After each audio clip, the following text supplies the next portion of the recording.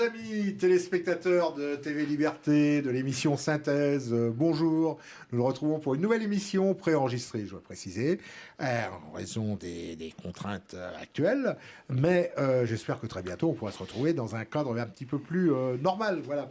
Mais en attendant, bonjour Philippe, évidemment. Bonjour Philippe Roland. est là. Le professeur, nous le regrettons, n'est pas là aujourd'hui, mais il sera là la prochaine fois. Voilà. Donc, on salue le professeur au passage. Bonjour monsieur le professeur. Il nous manque Pierre déjà. Pierre Delobier, il est loin, il nous manque. Et donc, et notre invité du jour. Alors, notre invité du jour, c'est un habitué de cette émission, parce que c'est la troisième fois qu'on reçoit Philippe. Peut-être même la quatrième. La quatrième fois. Ben, c'est toujours un plaisir de vous recevoir, voilà. Et on reçoit Philippe de Parseval. Et Philippe de Parseval, c'est quelqu'un qui a écrit déjà plusieurs ouvrages consacrés à l'armée, à des faits... À l'Afrique, d'abord le premier. L'Afrique, à l'armée. La dérive du continent africain. Et vous venez de sortir aux éditions du Alpha un livre consacré à nos frères d'armes, les Harkis. Alors, c'est un livre, c'est intéressant parce que les Harkis, on en parle souvent, mais personne ne sait vraiment ce que c'est que ce phénomène, enfin cette histoire des Harkis, cette histoire c'est très mal terminé. Et vous avez dans ce livre l'intelligence de nous faire connaître un petit peu, mieux connaître cette histoire, et je pense qu'on va en parler au cours de cette émission. Philippe Randa étant votre auditeur aussi, et votre éditeur, a certainement beaucoup de questions à vous poser sur ce sujet, parce que ça intéressera, je pense, nos téléspectateurs. Voilà. Alors Philippe... moi, je voulais dire que lorsque j'avais rencontré pour la première fois Philippe de Parseval, il m'avait proposé son livre sur la dérive du continent africain. Et donc, je pensais que c'était l'homme d'un livre sur l'Afrique. Très bien.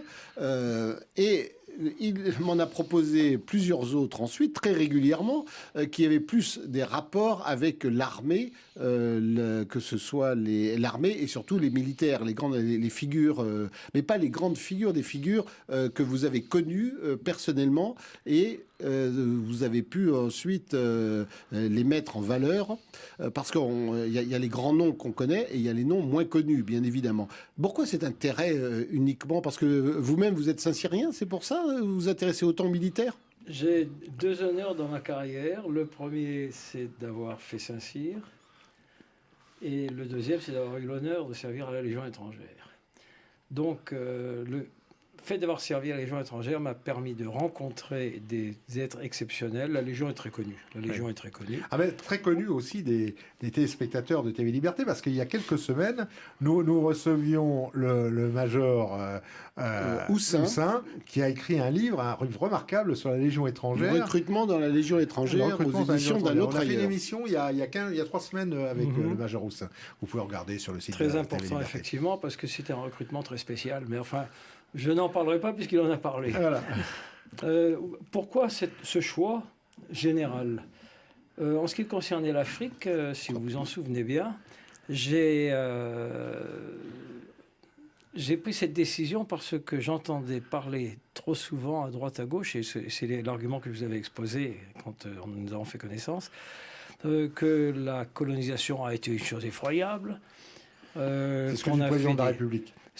Lui-même l'a bien précisé c'est effroyable. En Algérie. Je vous coupe. Là, on vient d'apprendre une chose formidable, quand même, terrible, abominable. C'est un officiel de l'Algérie qui a dit que la France avait contribué à l'analphabétisme en Algérie. Oui. C'est-à-dire qu'il y avait plus d'Algériens alphabétisés avant, sachant lire et écrire avant l'arrivée de la France qu'après. Oui. C'est étonnant, non? C'est la première fois que j'entends ça. On en apprend tous les jours. On en apprend tous les jours, et non seulement on n'a rien fait, mais on a détruit ce qui existait préalablement. Quand on prend l'histoire de l'Algérie, que j'évoque toujours un petit peu dans chacun de mes bouquins, parce que la Légion, ça a été toutes les guerres, mais ça a été l'Indochine, et ça a été, en dernier lieu pour nous, bien sûr, ça a été l'Algérie. Je ne parlerai pas des OPEX, opérations un peu particulières, mais j'évoque toujours dans chacun de mes bouquins un rappel historique de l'Algérie. Il faut se souvenir, contrairement à ce que prétend notre valeureux président, c'est que l'Algérie n'existait que parce que nous l'avons créée. Elle n'existait pas avant. En 1830, c'était des... Mais il y avait des écoles, donc, où tous les Algériens... Oui, les entendre, il y avait même des universités, etc. Enfin, c'était extraordinaire. En fait, il n'y avait rien du tout. Il y avait des troupeaux nomades qui passaient de la frontière tunisienne à la frontière marocaine. Et puis, il y avait les Turcs qui les mettaient sous... En esclavage, en esclavage, pratiquement en esclavage. Donc, quand tu entends ces propos du président qui demande une repentance pour tout ce qu'on a fait de mauvais, de massacre, de génocide, c'est scandaleux. Il faut simplement savoir que c'était un petit peu avant les élections et qu'il y avait quand même quelques millions de voix à récupérer du côté des Français de souche nord-africaine. Ceci explique cela. Et son dernier coup, parce que les prochaines élections sont dans 1 an, mais ça va très vite, son dernier coup, c'est évidemment de confier à M. Benjamin Stora, trotskiste pro-FLN notoire, le rapport d'une commission qui va étudier le rapprochement franco-algérien. Ça y est, il a donné ses conclusions. Il a donné sa conclusion. Ça fera l'objet... J'ai pris quelques notes et ça fera peut-être l'objet... J'ai un projet, mais enfin, quand un bouquin n'est pas sorti, on n'en parle pas. Voilà. Donc, on parle que quand il est envoyé chez l'imprimeur. Ouais, voilà. C'est à ce moment-là qu'il faut en parler. Revenons donc à l'Afrique et aux guerres, ce qu'on peut appeler quand même les guerres de la période coloniale, quoi. Vous vous êtes beaucoup intéressé. Vous avez parlé de Laszlo Szabo. J'ai toujours du mal à prononcer son nom, mais vous avez Laszlo Szabo. Voilà, entre autres, qui était ce que vous considérez comme un maréchal entre guillemets de la Légion. Et là, vous vous intéressez au harki. Au harki, il y a quand même eu beaucoup de livres déjà pour les traiter, pour traiter leur sort qui a été assez dramatique. Pourquoi est-ce que vous avez trouvé déjà vous allez me répondre oui, bien sûr, mais des choses nouvelles, des témoignages nouveaux et de nouveaux documents? J'avouerai que je n'ai rien d'inventé, parce que l'histoire des harkis... J'ai trouvé, pas inventé. Je dirais même inventé, parce que j'ai trouvé beaucoup de choses. J'ai eu l'idée simplement de creuser un petit peu le problème des harkis, parce qu'on a effectivement publié beaucoup de livres sur les harkis dans les années 60, 70 et 80. Et j'ai l'impression que depuis une dizaine ou une vingtaine d'années, ça se calmait un petit peu. Et j'étais invité par les harkis de Moinsartou, qui est un petit village, une petite ville au nord de Cannes, dont l'adjoint au maire est président des associations harkis de la région PACA. J'ai été invité le 25 septembre 2019 à la cérémonie habituelle qui a été maintenant instaurée le 25 septembre de chaque année en hommage aux harkis. Et j'ai été très content de voir beaucoup d'anciens de nos camarades algériens. Un peu âgés, évidemment. Un peu vieillis, oui, forcément. Beaucoup de familles aussi de leurs descendants, familles, petits-enfants, etc. Des bérets rouges et des bérets verts d'anciens combattants parce que ils les avaient connus sur le terrain. Et ce qu'on appelait les patos à l'époque. Le bon français, le français de souche européenne, comme on les appelait, eh bien, pratiquement, il n'y en avait pas. Il n'y avait pratiquement aucun Français de France origine. Et comment vous l'expliquez? Je l'explique parce que... Des intérêts pour les harkis ou pour les cérémonies? Ignorance complète. Non, ignorance complète. Les harkis, on ne sait pas ce que c'est. Demandez maintenant à un jeune de... Allez, on dirait un jeune de 50 ou 60 ans. Ce qu'il pense des harkis, qu'est-ce qu'il pense des harkis? Il ne sait pas ce que c'est. Il ne sait pas, il ne sait pas. Et j'ai posé la question à des beaucoup plus jeunes, de 25-30 ans, ils m'ont demandé ce que ça signifiait. Ils ne savent pas ce que veut dire le mot harki. Alors, pour ceux qui l'ignoraient, que sont les harkis? Très exactement. Et qui en est, qui en est pas? Alors, le terme harki vient d'un mot arabe, harka, harki, c'est faire partie d'eux. Voilà. Dans les troupes de harkis, ça s'appelait les harkas. Une compagnie de harkis s'appelle une harka. Ouais. Ouais. Voilà. Donc, les harkis, pour résumer, les harkis sont les descendants de tous les Nord-Africains que nous avons recrutés dès 1830. Il faut se souvenir que dès 1830, dès le débarquement, pour des questions financières, pour la gamelle peut-être, parce que on aime bien aussi avoir un fusil. Hein, on est un homme avec un fusil. On a recruté dès le début, dès 1830, on a recruté des troupes nord-africaines qui s'appelaient les Spahis, qui s'appelaient les troupes indigènes, et qui ont participé à toutes nos campagnes, particulièrement la guerre de 70, la guerre de 39-40, la guerre de 14-18 et la guerre de 39-45. C'est déjà une forme d'intégration à défaut d'assimilation. C'était une intégration absolue. C'est une façon...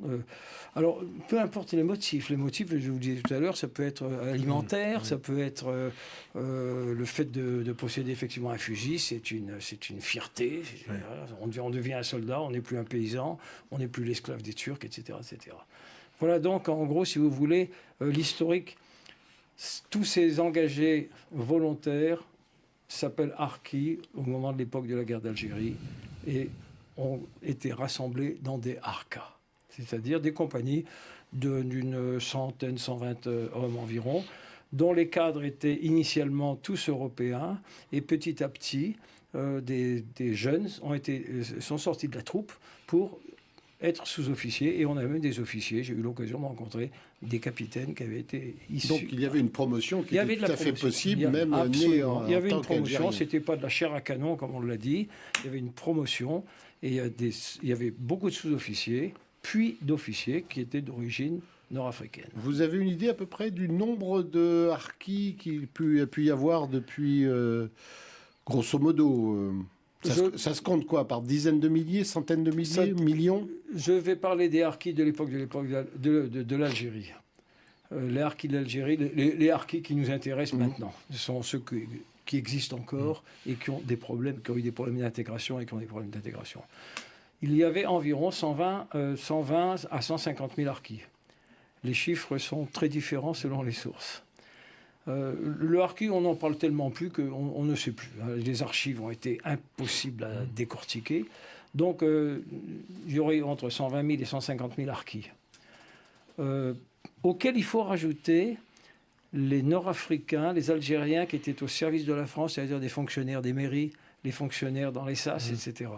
Et on peut dire que globalement, il y avait environ 250 000 Français d'origine algérienne. Il faut se rappeler qu'ils étaient français, d'origine algérienne. Sur une population d'Algérie de combien à l'époque, il y avait 9 millions d'habitants à peu près, algériens, plus 1 million de pieds noirs. En gros, c'était une dizaine de millions de Français. Il y avait donc 250 000 employés, soit dans l'armée, comme harkis, soit dans les administrations. Sur ces 250 000, on en a récupéré 42 000. Le chiffre est à peu près officiel parce que... les autres ont été... Donc les 160 000 qui sont restés en Algérie ou qui n'ont pas pu venir... On peut dire qu'en gros, il y a eu 200 000 personnes qui sont restées en Algérie, dont entre 100... Là aussi, les chiffres sont bien sûr très dissimulés. Il est impossible à estimer avec précision. Mais l'estimation tourne entre 120 et 150 000 harkis ou employés de l'État français assassinés avec leur famille. Parce que abandonné, abandonné par la France. Parce qu'abandonné par la France, après les promesses qui avaient été faites, bien sûr, on va les rapatrier, etc. Pour ça, M. Messmer a été extraordinaire. Mais il y a vraiment eu l'ordre donné, à défaut d'être appliqué, par le gouvernement gaulliste à l'époque, où De Gaulle avait dit non, ils vont rester en Algérie, on n'en veut pas en France. Ça, c'est dans un deuxième temps. Messmer, qui était à l'époque le représentant donc du général de Gaulle pour toutes les questions militaires, a dit vous pouvez vous engager, ceux qui seront volontaires pour rentrer en France. Pour venir en France, pas pour rentrer. Pour venir en France, exact. En métropole, puisqu'ils étaient déjà en France. Métropole, ils étaient déjà en France, effectivement. Pour venir en métropole, seront accueillis, il n'y a aucun problème. La promesse a tenu 3 semaines. Parce qu'au bout de 3 semaines, Messmer a donné l'ordre contraire, il a donné interdiction. Et pourquoi faire une tâche comme ça pour... Je ne sais pas. Pourquoi tant de haine pour des gens qui ont versé leur sang, qui ont servi la France. Pourquoi tant de haine De Gaulle lui-même a dit débarrassez-nous rapidement de ces gens-là qui n'ont jamais servi à rien. Il l'a dit, c'est une de ses déclarations. Alors... il fallait faire passer l'affaire du 19 mars, Les accords d'Évian, il fallait les faire passer. Donc de dire ceux qui veulent rentrer, ceux qui veulent venir en France, en métropole, pas de problème, ils seront accueillis, on s'occupera d'eux, etc.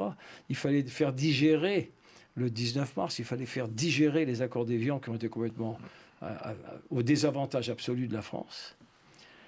Et puis quand l'affaire était à peu près admise, eh bien, on n'en voulait plus. Il est revenu sur la parole. On n'en voulait plus. C'est le drame. Je l'explique un petit peu dans ce bouquin parce que je cite Mesmer en particulier. Je pense que Mesmer, pour lequel j'avais une admiration énorme, Mesmer est un ancien capitaine de la Légion étrangère qui était à Bir Hakeim, c'était un grand soldat, malheureusement inféodé à De Gaulle, et donc aux ordres. Voilà. Et ça, je pense que tout le drame vient de là. Actuellement, nous avons peut-être 5 millions d'Algériens en France. Si nous avions seulement laissé rentrer les 120 000 ou 150 000, 200 000 Algériens en France, compte tenu de la prolifération, si j'ose dire, compte tenu des familles nombreuses, il serait peut-être 1,5 million, 2 millions. Voilà. Et en plus, bon, pour le peu que je sache, mais quelques harkis que j'ai eu l'occasion de rencontrer sont des gens qui avaient une volonté d'intégration et d'assimilation, à l'époque, évidemment. Et leurs enfants seraient rentrés avec le temps, certainement, dans un cadre beaucoup plus. D'ailleurs, les harkis eux-mêmes n'ont pas posé de problème. Les 40 000 harkis qui sont arrivés en France n'ont jamais posé spécialement de problème à la société française. Ils n'ont jamais posé de problème. Le seul problème qu'ils ont posé, c'est de pouvoir s'exprimer et de pouvoir contester la façon dont ils ont été accueillis. Ils ont quand même été parqués dans des cas. Ils ont été stockés, ils ont été parqués, comme vous dites, dans des conditions effroyables. Ça a été le camp de Saint-Maurice-l'Ardoise, oui. Ça a été le camp de Rivesaltes, les deux principaux. Oui. Ça a été une catastrophe, des enfants morts en bas âge, à la naissance, etc. Et pourquoi ? Parce qu'il n'y a pas de soins, pas de nourriture. Pas de soins, nourriture déplorable, pas de chauffage en hiver. Pas de chauffage en hiver. Si vous connaissez Rivesaltes, en hiver, ça descend du Canigou. Il ne fait pas bien chaud. C'était quelque chose d'effroyable. J'ai eu la chance de m'en entretenir avec des camarades qui étaient à Rivesaltes. Jean-Pierre Béard, il m'a tout à fait autorisé à citer son nom. Jean-Pierre Béard est un fils de harki qui avait 10 ans quand ils sont rentrés d'Algérie. Ils sont installés donc à Rivesaltes. Il peut donc raconter avec une mémoire fidèle, non pas celle d'un gamin de 2-3 ans, etc., ou de quelqu'un auquel les parents auraient raconté que, etc. Il a été témoin direct des conditions d'existence dans le camp de Rivesaltes. Ça a été une catastrophe, c'était quelque chose d'effroyable. Je suis certain que les Félouzes qui étaient enfermés à Rivesaltes avant eux, et les gens de l'OAS qui étaient enfermés aussi à Saint-Maurice-l'Ardoise, étaient moins maltraités. Et pourquoi cette volonté, que De Gaulle n'en veuille pas, les considère comme quantité négligeable, n'a aucun respect pour ce qu'ils ont fait, ok. Mais pourquoi ensuite ceux qui sont arrivés, il fallait bien en faire quelque chose, pourquoi les traiter aussi durement ? Ils ne voulaient quand même pas les exterminer dans ce camp, en espérant qu'ils mourraient tous de froid. C'est quoi ? C'est le mépris et l'indifférence ? Je pense que c'est plutôt l'indifférence. Et puis aussi le poil à gratter. Le poil à gratter d'une période que... on ne voulait pas en entendre parler, on les a mis là en attendant. C'était des camps de transit, théoriquement. C'était des camps de transit. À partir de là... Mais ils n'avaient pas le droit d'en sortir, je présume. Ils avaient le droit ou pas ? Alors, certains avaient le droit quand ils avaient trouvé un boulot dans le quartier. Ils pouvaient très bien sortir sur Perpignan. Et vivre ailleurs. Et ils pouvaient s'installer après ailleurs. Et certaines communes ont mis à leur disposition des emplois et des logements. Mais très peu. Je pense qu'il y a eu en gros peut-être une quinzaine ou une vingtaine de mairies qui Ils avaient une pièce d'identité française. À l'époque, on leur en a donné une ou pas ? Ils étaient tout à fait français. Ils étaient français. Ils avaient une pièce d'identité française. Ils étaient français. Le seul problème, c'est qu'ils étaient persona non grata. Et les Pieds Noirs ont eu de toute façon, eux aussi, cet accueil en métropole. Moi, j'en ai rencontré beaucoup qui m'ont dit qu'ils ont été vraiment méprisés. D'abord, on considérait, peut-être pas les harkis, on ne considérait pas qu'ils étaient riches, mais que les Pieds Noirs étaient tous des gens riches, des colons qui en avaient bien profité et qui revenaient avec des valises pleines de lingots. Alors, généralement, c'était tout le contraire. Ils avaient tout perdu. Et ils ont été mal accueillis par la population française. Ils ont été très mal accueillis. Et à titre d'exemple, il faut se souvenir que M. Gaston Defferre, qui était le maire de Marseille à l'époque, a bien écrit, et c'est marqué dans toutes lettres dans les journaux de l'époque, qu'ils aillent se faire réintégrer ailleurs. Voilà. Ils ont été méprisés, que ce soit les Français de souche, les pieds noirs ou les Algériens, enfin les Français de souche nord-africaine, ils ont été méprisés dans tous les cas.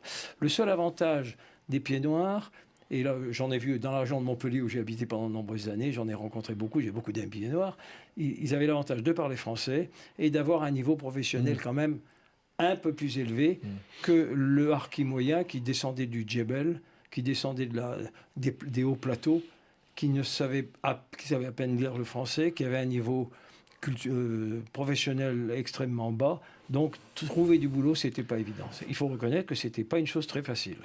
L'agriculture, oui, ils ont travaillé beaucoup dans les eaux et forêts. Ils ont été recrutés beaucoup par le service des eaux et forêts pour déboiser, pour entretenir. Ça, effectivement, ça ne nécessitait pas un niveau culturel très élevé.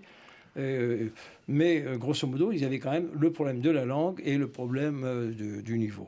C'est certain. Il faut dire qu'il y avait ça, et puis ensuite, quand l'immigration a commencé à se développer, les harkis, ceux qui étaient en France, ne voyaient pas d'un très bon œil l'arrivée des travailleurs algériens sur le sol français. Parce que c'était... Ils le voyaient d'un très mauvais œil, et ils ont été les premières victimes, parce qu'après on assimilait. Pour parler vulgairement, c'est pas du racisme primaire. Non, mais pour les gens, tout ça, c'est pareil. Mais, pour le français lambda, l'arabe, l'immigrant, l'arabe, c'était l'arabe, et puis qu'il soit fils ou petit-fils de harki, ou harki même au début, les harkis avaient 20 ans quand ils sont entrés, 20-25 ans. Ils ont été assimilés aux immigrants, à l'invasion des immigrants. Et ils ont été les premières victimes. Ils ont été les premières victimes de cette immigration. Je me rappelle d'une anecdote, très personnelle, si je puis dire, qu'une entreprise, j'ai bien connue, on va dire, avait un harki qui travaillait dans cette entreprise. Bon. Et je passais bien, tout le monde l'aimait bien, tout se passait bien. Et dans les années 60, peut-être 70, je ne sais plus, à un moment donné, cette entreprise avait besoin de personnel et avait fait appel à une boîte d'intérim. Et la boîte d'intérim envoie des ouvriers, et parmi ces ouvriers, il y avait un Algérien. Et le harki est venu voir le soir même le directeur de l'entreprise et lui a dit, écoutez, c'est très simple, soit demain matin l'Algérien est dégagé, soit je le dégage, soit vous me virez ce soir, quoi. Voilà, en termes clairs. Mais on restera pas tous les deux dans l'entreprise. Bon, évidemment, le directeur de l'entreprise a appelé l'agence d'intérim pour qu'on lui envoie un Portugais ou la place. Et l'affaire a été réglée comme ça. Mais pour dire à tel point où 10 ans après, il y avait quand même un clivage. Mais le problème a été permanent et intense pendant de nombreuses années.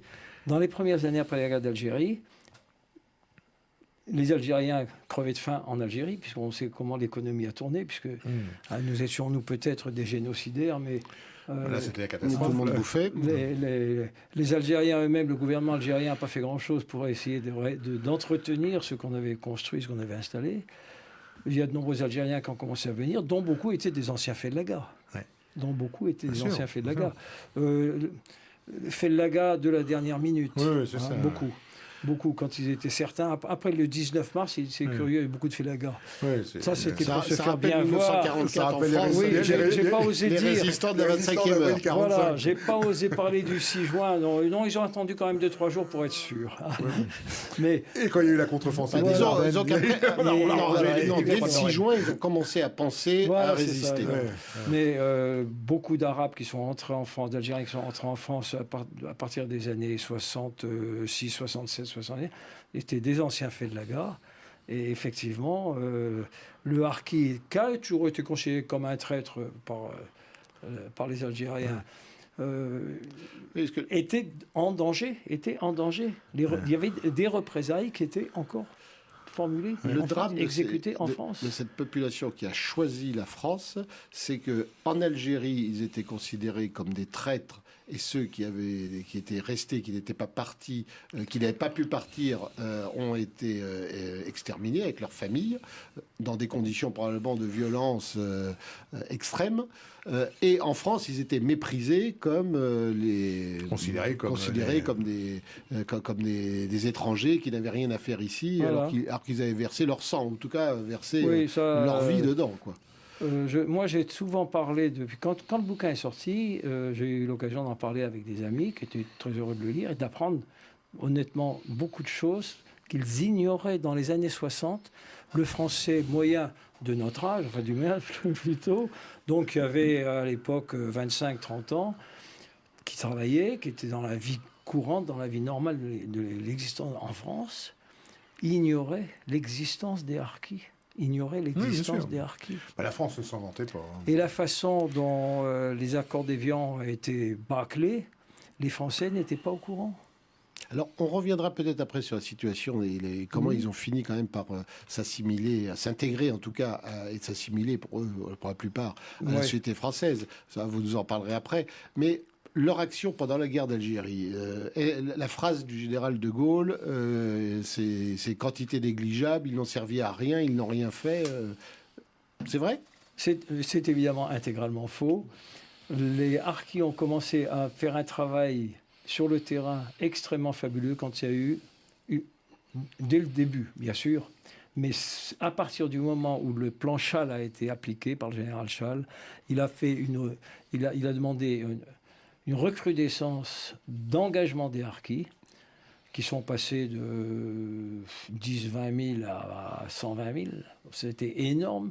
Et toutes les opérations qui nous ont fait gagner la guerre d'Algérie, parce qu'il faut se rappeler quand même que la guerre d'Algérie a été gagnée sur le terrain, elle a été faite par l'armée française qui comprenait dans ses rangs des dizaines de milliers de harkis. Et toutes les grandes opérations Chal, dans les opérations jumelles en particulier, ont été gagnées, pas exclusivement, il ne faut pas exagérer non plus, mais ont été gagnés en partie. Ils ont fait un très bon travail sur le terrain. Pourtant, ils n'avaient pas été longuement formés pour ça. Non, mais ils étaient du terrain. Ils étaient du terrain, ils parlaient l'arabe, ils connaissaient le patelin, ils avaient leurs relations, ils avaient un service de renseignement, le fameux téléphone arabe dont on parle, mais ils savaient exactement ce qui se passait dans les villages, ils savaient quand tel collecteur d'impôts allait passer, etc. Ils savaient tout. Ils avaient un service de renseignement à la limite beaucoup plus peaufiné que le nôtre. Donc la France avait gagné militairement en Algérie. Ça c'est incontestable. C'est incontestable. Ça, c'est incontestable. Est-ce que sans les harkis, est-ce qu'on peut pousser le bouchon aussi loin, sans les harkis, elles auraient pu gagner? Oui. En tout cas, pas aussi vite, peut-être. C'est très difficile de faire des... On ne va pas dire facilement, parce que ça n'a pas été facile non plus. Non, ça n'a pas été facile de toute façon. Dire que la guerre se serait terminée... La guerre a été interrompue par les accords d'Évian, unilatéralement, bien évidemment, parce que après les accords d'Évian, les Félagas ont continué leurs méfaits.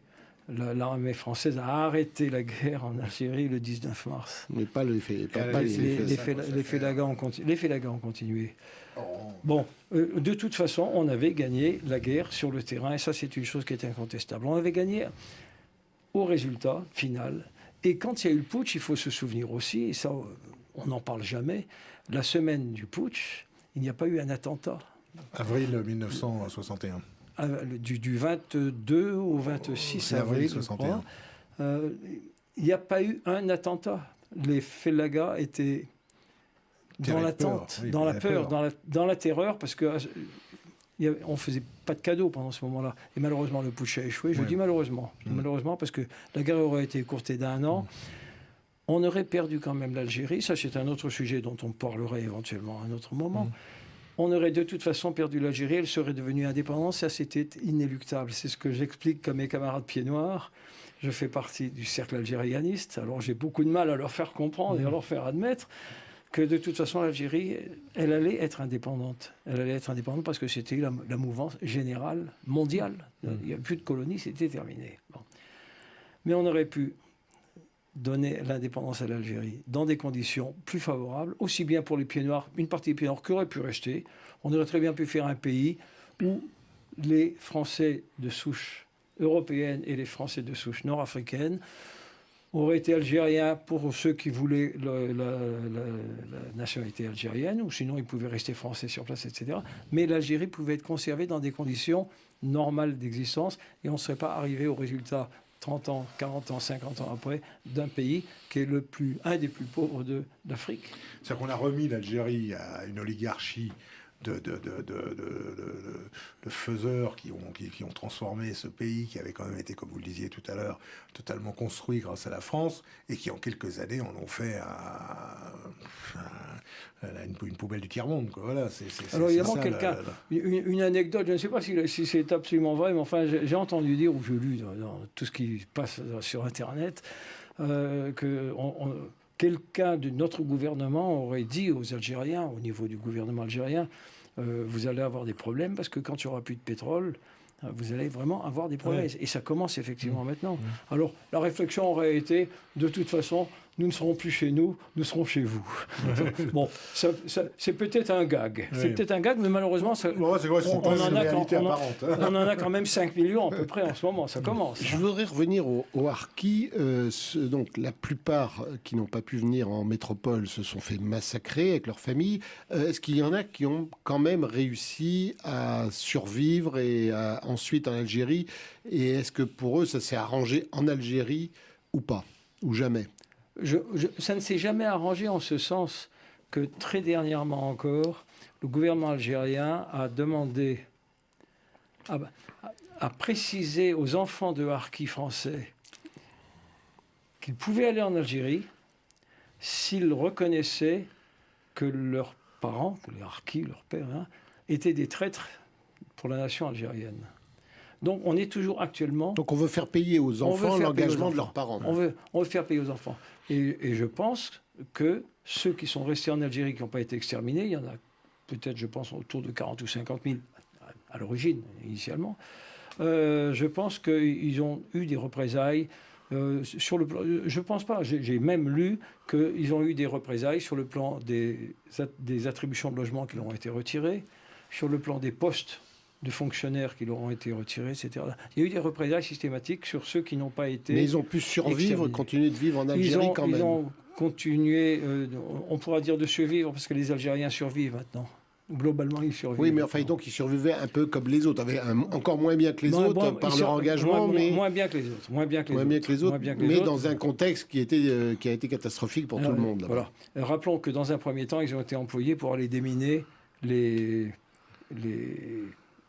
frontières tunisiennes et marocaines. Oui, la ligne, les barrages. Les barrages, il y avait champs de mines tout le long. La ligne tunisienne, comment s'appelait-elle? La ligne qui avait été créée entre la Tunisie et l'Algérie. Du nom de la députée de Loire-Atlantique, la ligne... ça me reviendra. Bon, ça reviendra. C'était pas Maginot. Non, c'est pas Maginot. Il y avait la ligne Châle qui a renforcé un petit peu cette fameuse la ligne Maurice, que j'appelle Maurice, et qui descendait effectivement jusqu'au premier confin saharien, etc.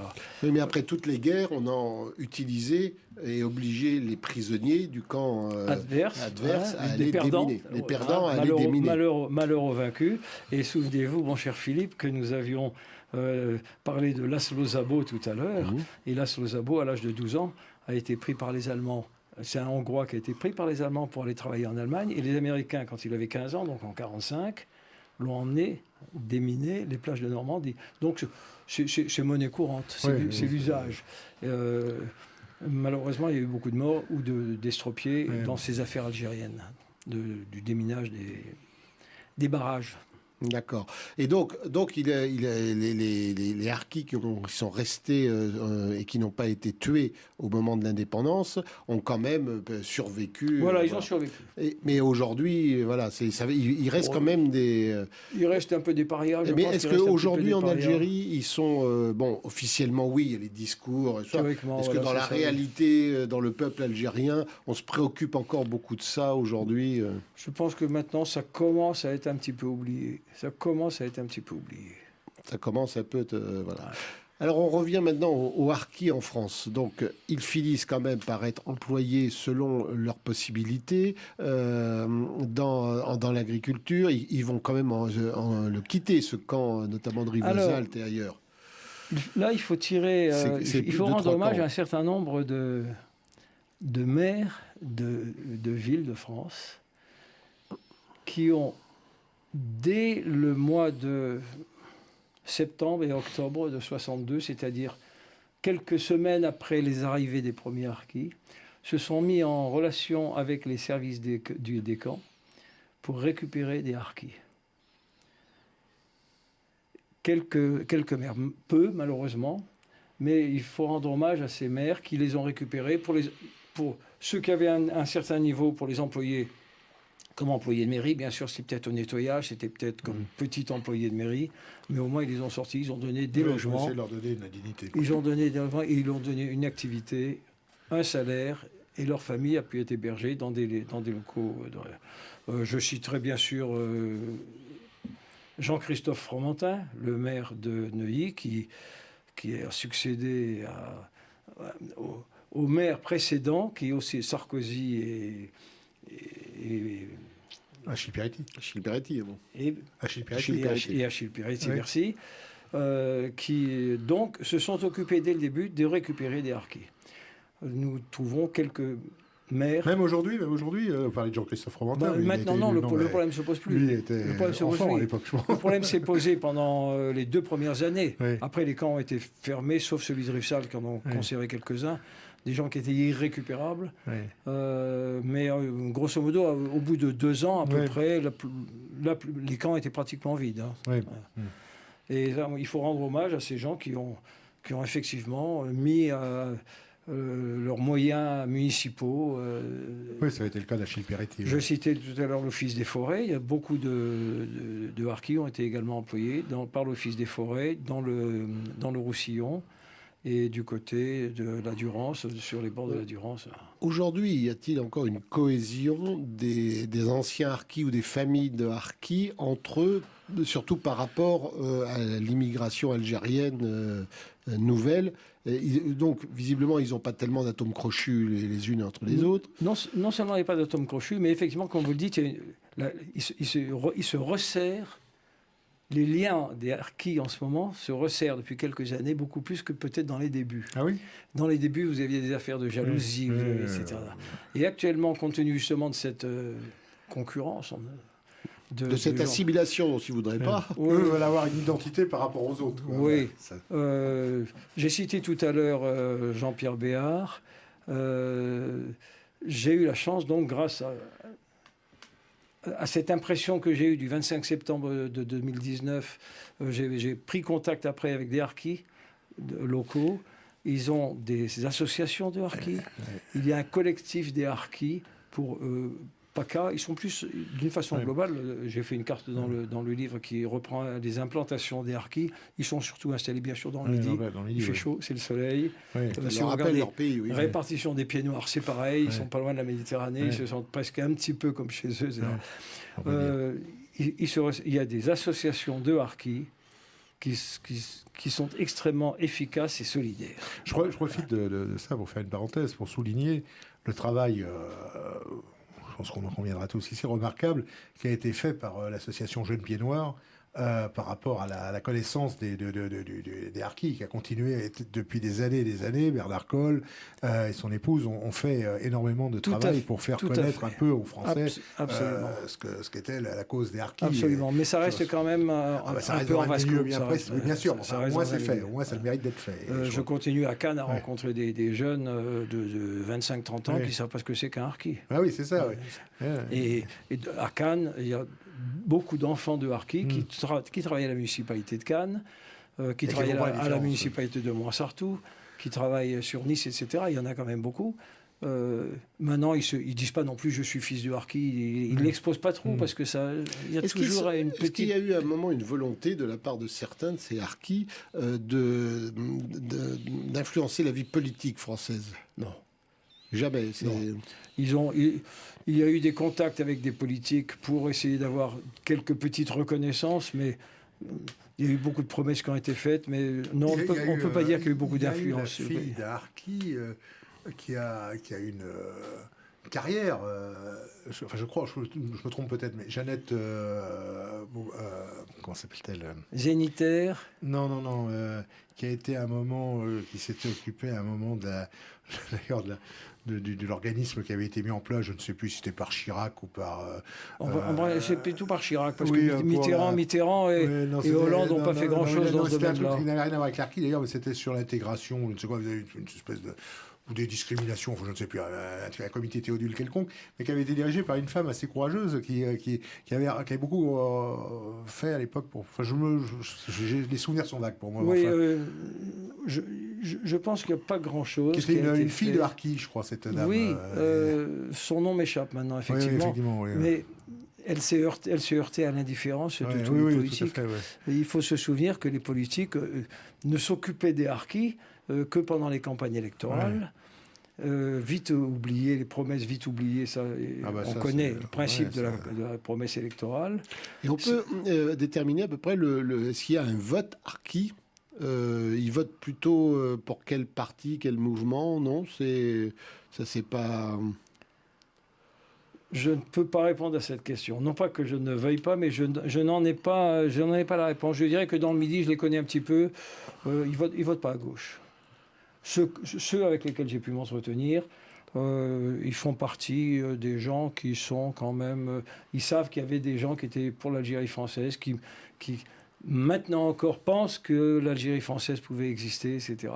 Donc, si vous voulez, je pense qu'il y a une légère tendance à être plutôt à droite qu'à gauche. Mais ce n'est pas... Et la gauche n'a pas cherché. Généralement, ils cherchent toujours à récupérer... tous les politiciens, mais personne n'a cherché à récupérer leur vote. J'ai surtout travaillé dans le Midi, et dans le Midi, non. Non, dans le Midi, j'ai pas eu d'écho sur des tentatives de donc récupération. Vraiment, ils gênaient tout le monde, tout le temps, qu'on ne veuille même pas récupérer leur voix électorale. Je crois que la grande récupération, je crois que c'est la première grande récupération. Chirac a fait quelque chose. Il faut reconnaître que Chirac a fait quelque chose. Ce qui était un petit peu normal, Chirac était lieutenant de Spahi. Donc, ceci explique cela. Il a fait la guerre d'Algérie. Oui, il a fait quoi, Chirac, pour les Harkis? Pour les Harkis, il a lancé l'idée de la reconnaissance et de la journée nationale des Harkis. Ouais. Et ça, c'est quand même une chose de reconnaissance. Déjà, reconnaître les fêtes, c'est déjà une ouverture sur des négociations ultérieures. Ensuite, nous pourrons dire que M. Macron a fait du ratissage électoral. Je crois me souvenir aussi que M.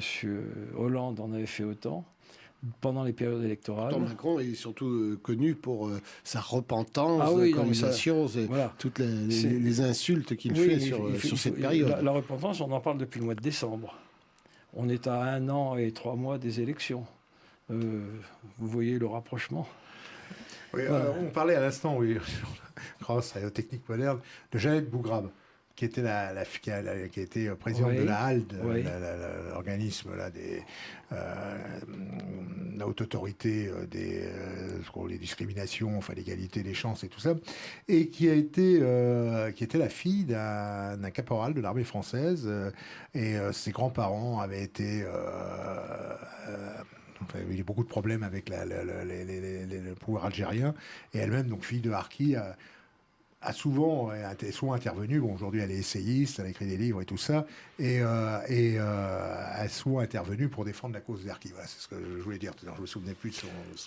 Et maintenant, les enfants de ces Harkis, comment ils appréhendent leur passé, leur place en France? Est-ce qu'ils sont vraiment à part de l'immigration comme on l'a subi aujourd'hui? Ils sont assimilés aux immigrés alors qu'ils ne le sont pas. Je ne dirais pas qu'ils soient assimilés aux immigrés tels qu'on le fait maintenant, mais ils en ont souffert quand même un petit peu, mais ils ont réussi... Est-ce qu'ils en veulent à la France du traitement qu'on a fait à leur Non, parce que la plupart de ceux que j'ai fréquentés, et d'une façon générale, je crois, ils faisaient un petit peu le porte-parole de leurs camarades, ils ont trouvé une place dans la société. Ils ont trouvé un métier, ils ont trouvé une place dans la société. Je ne pense pas que ce soit ceux qu'on trouve dans les cités. Oui. Je ne pense pas. Ouais, Ils restent à part. Ils restent à part. Ils sont assimilés. Moi, je pense qu'ils sont assimilés. Ils ont un travail, ils ont une famille qui vit correctement. J'en ai qui sont entrés dans l'armée, des femmes qui sont entrées dans l'armée, puisque maintenant on prend les femmes dans l'armée. Il y a des filles de harkis qui sont entrées dans l'armée, etc. Donc, moi, je pense qu'il y a quand même une différence entre ces enfants et puis les enfants de la deuxième ou troisième génération des immigrés de 70, des années 70, qui sont restés un petit peu encasernés dans les cités. Je pense qu'il y a une petite différence. Et ils ont perdu toute nostalgie de leur pays d'origine, de leur famille. Ils ne connaissent pas. Ils ne connaissent pas, c'est pas leur problème. Ils n'y sont jamais retournés, puisqu'on leur a demandé de parjurer. Oui, vu le sort qui a été réservé à leurs... Non, ça, je pense qu'il y a une grande coupure qui a été faite avec l'Algérie. Il y a une grande coupure qui a été faite. Envie de retourner voir ces gens-là, quoi. Et la majeure partie des harkis d'Algérie sont venus en France, bien sûr. Est-ce qu'il y en a d'autres qui sont partis dans d'autres pays, ou d'autres pays africains, ou dans le monde? En Espagne. En Espagne, peut-être, non? Non, pratiquement pas. Ceux qui sont partis en Espagne sont ceux qui ont suivi l'OS, mais ça, c'était déjà en 61. Il y a quelques harkis qui sont partis en Espagne, effectivement. Mais globalement, les 40 000 ou 42 000 harkis qui ont été sauvés sont venus en France. Ils ont été rapatriés. On n'a pas parlé aussi comment ils ont été, puisque retournement de veste du gouvernement français, on n'en voulait plus, il fallait les laisser là-bas, où ils allaient mourir, pour la plupart. Comment ceux qui sont, les 40 000, ils sont arrivés comment et grâce à qui? J'aimerais que vous le... Alors ça, c'est une très bonne question, parce que moi, je rends hommage aux quelques lieutenants et capitaines. J'ai une petite réponse, mais dites-moi. Ils sont rentrés grâce à leur chef de section, qui étaient français et qui ont refusé d'obéir aux ordres. Oui, c'est ça, ils ont désobéi aux ordres. Ils ont désobéi aux ordres reçus. Il y avait un message qui avait été envoyé par Mesmer au commandement de l'Algérie en interdisant l'aide au rapatriement, ils appelaient ça rapatriement, des Algériens, des harkis, des Algériens au service de la France, qu'ils ont eu ordre de désarmer et de laisser où il fallait. Et d'abandonner. Il y a quelques officiers, j'en cite. Je pense au lieutenant Meyer, par exemple, qui est maintenant c'est un vieux général qui a 90 ans. Mais quand il était jeune lieutenant, il a rapatrié sa section de harkis. Il s'est engagé avec leur famille. Avec leur famille. De même, les fusiliers marins de Nemours. Alors, il s'est passé quoi? Donc, les 40 000 sont presque tous arrivés grâce à la désobéissance de soldats français. À la désobéissance de quelques officiers qui se sont débrouillés avec des camions, etc., des acheminés. La marine française a été extraordinaire parce qu'ils ont été acheminés sur une grande partie. A été acheminée sur Mers-el-Kébir. Personne n'a osé quand même leur tirer dedans ou les empêcher de... Il y avait sur le port, il y avait la gendarmerie française qui empêchait les embarquements. Non, c'était incroyable. Et grâce à la marine française, on a pu rapatrier une partie des harkis. Un officier a démissionné de l'armée, un colonel a démissionné de l'armée, et sur ses deniers a affrété un chalutier pour ramener une section de harkis en France. Il y a des types extraordinaires. Les anciens d'Algérie, pieds noirs ou autres, n'ont pas une grande opinion, une belle opinion de la gendarmerie française. Les gendarmes diront, ils obéissaient aux ordres, ils sont faits pour ça. Mais enfin, généralement, ils n'étaient pas très... Ils n'en regardent pas un bon souvenir, quoi. C'est consécutif à l'attitude, ils ont obéi aux ordres reçus. Quand il y a eu les premiers événements d'Algérie, pro-Algérie française, ont été étouffés, réduits par les gardes mobiles, qu'ils appelaient les gardes rouges. C'était des gendarmes qui, eux, obéissaient aux ordres qu'ils avaient reçus, c'est-à-dire que sur le plateau des Glières, il y a une manifestation, et ben, il n'y a plus de manifestation, faites le nécessaire pour qu'il n'y ait plus de manifestation. Et ils faisaient le nécessaire, il y avait des morts, il y a eu la rue d'Isly, il y a eu il faut se souvenir qu'il y a eu la faculté d'Alger avec la Gaillarde. Avec la Gaillarde. les gendarmes ont commencé par essayer, les gendarmes et certaines unités de la régulière, comme on disait à la Légion, certaines unités du contingent, ont essayé de prendre le réduit de l'université défendu par la Gaillarde, et ils n'ont pas réussi. Ils ont été obligés d'envoyer la Légion, qui a pactisé et qui a rendu hommage au camp retranché quand la Gaillarde, finalement, s'est rendue... voilà. Donc les gendarmes mobiles, les gardes mobiles, effectivement, ne sont pas très estimés par les pieds noirs. Maintenant, bon, c'est de la vieille histoire, on n'en parle plus, bien sûr. Oui, mais... Et alors, du coup, quelles conséquences? Donc, en fait, les 40 000, c'est quand même du...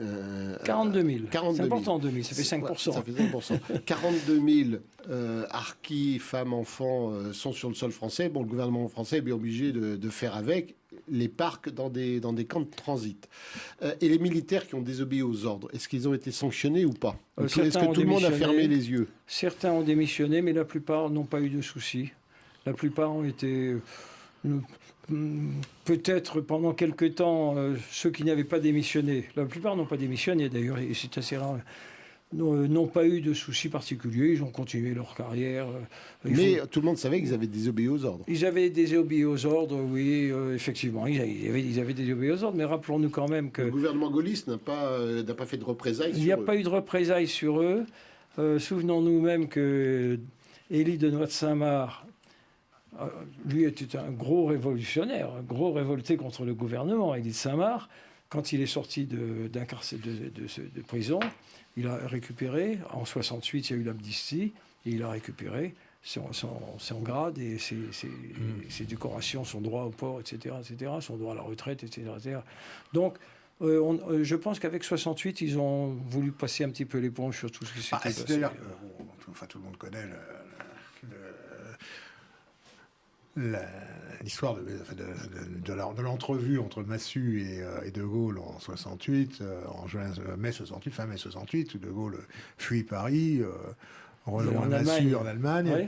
Et ben, bon, en fait, pour négocier l'arrivée éventuelle des régiments sur Paris, pour remettre un peu d'ordre, les blindés sur Paris, et Massu dit, avant de discuter de quoi que ce soit, on commence par libérer tout le monde, et voilà, ce que De Gaulle a fait, il est bien obligé de faire d'ailleurs, parce que dans les jours qui viennent, tout le monde a été libéré, et ça s'est arrêté à ce moment-là. C'est contredisé si je me trompe, mais c'est un peu comme ça que l'histoire a été perçue, en tout cas.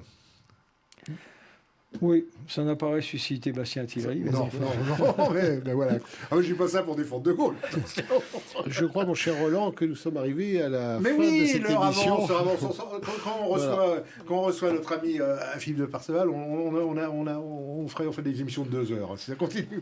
On avait encore plein de questions à vous poser. Notamment, je vois que vous avez mis en couverture du livre. Enfin, je vois, vous, c'est moi. Mais nous avons mis ensemble le Bachaga c'est Boalem en couverture. En tout cas, merci à nos auditeurs. Merci Philippe de Parseval d'être venu nous présenter ce livre. Je rappelle Nos frères d'armes, les harkis, édition du Alpha pour 27 € et qu'on trouve sur le site françaisfi.com. Merci Philippe et à très bientôt. À bientôt.